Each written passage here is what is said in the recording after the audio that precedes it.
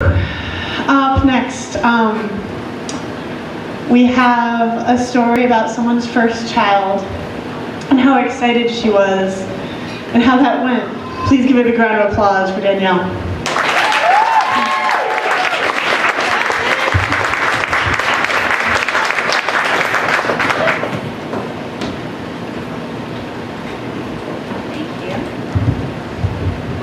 I guess I'll just hold it. So my husband and I, we have a real partnership. I truly do value his opinion. Admittedly, I usually get what I want in the end of things. But when it came to my pregnancy and my labor and delivery, I knew that it wasn't just my experience, that it really was our experience. We were going to raise a child together. So I knew I wanted to bring a child in the world as a team.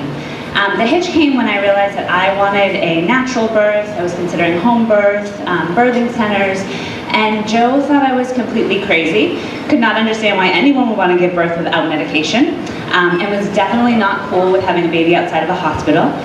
So like many things, we compromised. We settled on a hospital birth so that he was confident, a midwife so that I was comfortable, and hypnobirthing. Anybody roll their eyes? Because that was my husband's reaction. But like Bikram yoga and vegan restaurants, he let me drag him along with me. Again, I get what I want. But actually, unlike Bikram yoga, he was totally into hypnobirthing with me. I found him telling stories about the amazing women that we watched who birthed calmly and quietly, like unlike anything you've ever seen before. We were awesome students. We practiced our meditations and our affirmations, and we just went into it really confident in my body's ability to birth, his ability to support that, and we were super excited for the due date. Our midwife really harped that it's actually a guest date, so when October 11th rolled around, I was due the next day, I felt awesome. I said, no way I'm going into labor tomorrow. I gave Joe the go-ahead to stay up late for the Pats game. To this day, he still thanks our daughter for holding out for one last football Sunday. But at 6:30 a.m. when I was poking him in the back, I am pretty sure he regretted drinking that last beer.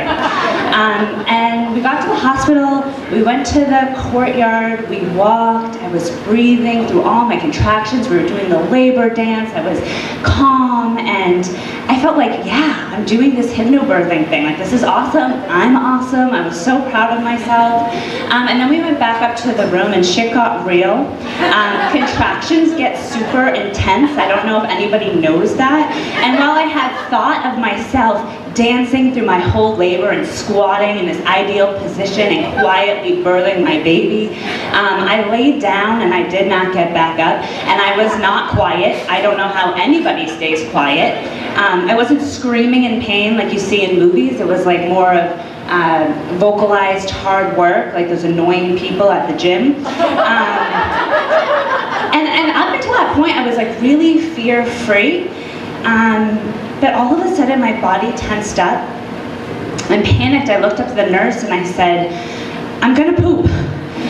And that's when I knew hypnobirthing was really working, because I was not at all worried that I was about to push an 8.5-pound baby out of my vagina, but rather I was really concerned that I was going to poop in a bed in front of people. I've gone 32 years, I'd never pooped in front of anyone, and it was always in appropriate places, so like this was like a really big deal to me.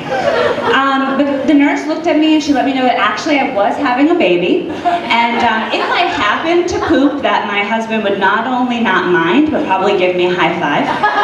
So with that, I had a baby. I probably pooped a little too. But the nurse was right. My husband did give me a high five in the end. He not only high-fived me, but he gave me more praise and admiration than I could have asked for.